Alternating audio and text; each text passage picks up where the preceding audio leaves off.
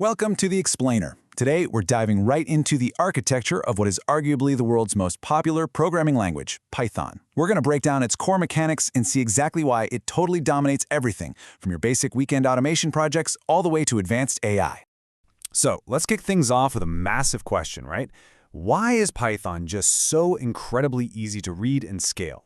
You hear this asked a lot, and honestly, the answer is the fundamental secret sauce behind its massive adoption across the entire tech industry. Here's the deal. Unlike low-level languages that basically force you to talk like a computer, literally communicating in ones and zeros, Python is what we call a high-level language. It uses a super clear, simple grammar. There's no clutter, no hunting for a missing semicolon. It reads almost identically to natural, everyday English. Here is our roadmap for today. First up, what is Python? Then, understanding data types. After that, the power of variables, and finally, working with strings. Let's get right into it. Section 1. What is Python?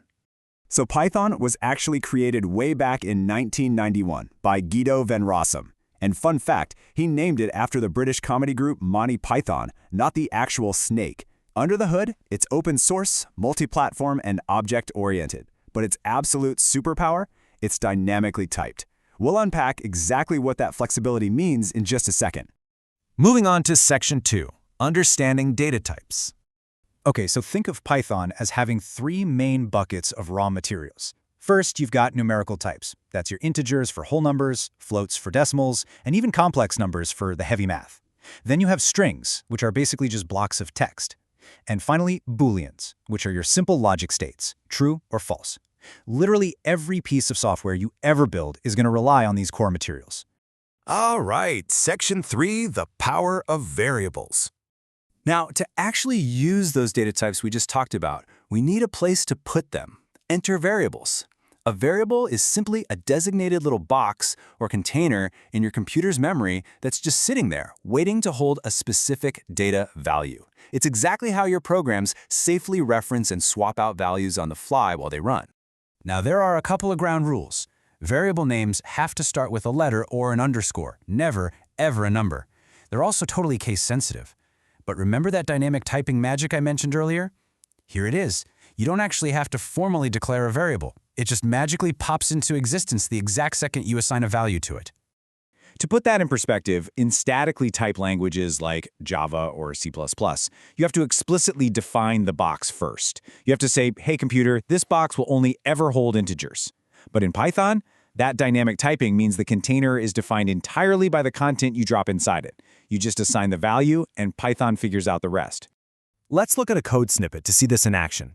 If you type name equals 1, Python instantly looks at that whole number and automatically types the variable for you. Boom, it outputs class int. But watch what happens if we update that exact same code snippet to name equals 2.4. It doesn't crash, it doesn't throw an error. The container just seamlessly adapts. It dynamically shifts right into a float class. And if we change it one more time to the string hello in quotes, it transforms yet again, outputting class str. This incredible fluidity is exactly why developers can write Python code so fast. You're not stuck micromanaging memory types all day long. Which brings us to Section 4, working with strings.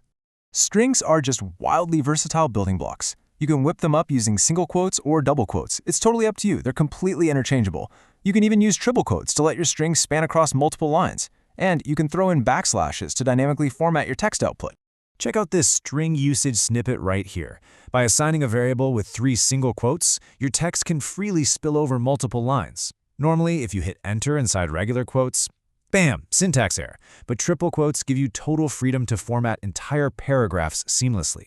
You also have granular control over how that string outputs, directly from the code.